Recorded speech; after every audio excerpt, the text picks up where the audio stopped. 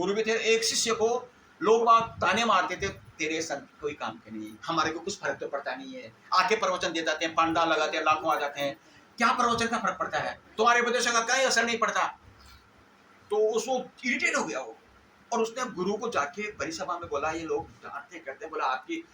प्रवचनों का फर्क ही नहीं पड़ता, क्या मतलब है आपका, कोई फर्क ही नहीं पड़ता है, तो बताइए आप क्या करें, कोई उपाय बताइए इनको कि ये तो सब कहते हैं तुम्हारे प्रवचनों का कोई फर्क नहीं, फालतू पैसा लगाते हो। अब साहब गुरु वो संत तो, अब संत तो संत होते हैं, तो उसने भरी सभा में उसको बोल दिया यार, बोला इसको समझाना भी है, पब्लिक को समझाना है।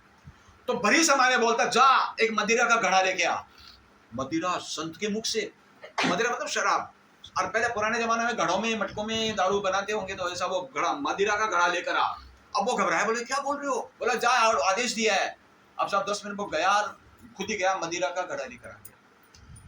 अब वो तो लिए तो आया, अब बोला इसको पी।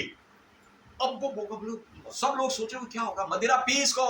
लेकिन बोला ये इतने कैसे, बोला नहीं, ध्यान ये रखना है, तू मदिरा पी, लेकिन उसको थूक देगा, लेगा मुंह में और थूक देगा, निगलेगा नहीं, पी इसको। अब बोले ये क्या, तो कुल्ला करते हैं ना मदिरा से पानी का करना, तो उसने मदिरा लेता गया, फूंक करता गया, फिर लिया, पी करके पूरा घड़ा खाली कर दिया, 5 मिनट के 2 मिनट हो गया, वो पोड़ करता गया, लेता गया, निकालता गया।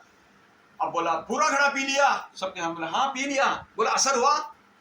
तो बोला ये क्या, बोला असर कैसे होता, बोला क्यों नहीं हुआ असर तुम्हारे, तो वो क्या कहता है शिष्य, असर तो तब होता जब दारू मेरे अंदर जाती तो असर होता ना, इसका कैसे ऐसा ज्ञान तू जवाब दे रहा है, तो बोला यही मैं तुझे कहना चाहता हूँ, प्रवचन का भी प्रभाव जब मन में उतारोगे तब होगा, तो यहाँ सुनते हैं कान में चले जाते हो तो कैसे पड़ेगा।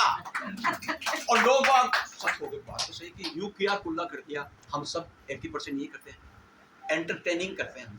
सत्संग को एंटरटेन समझते हैं, 2 घंटा टाइम पास हो गया, नाश्ता किया, निकलो, करते हैं याद, 12 बजे कहानी पूछ लो तो याद नहीं होती, वही गढ़ा है मदिरा का,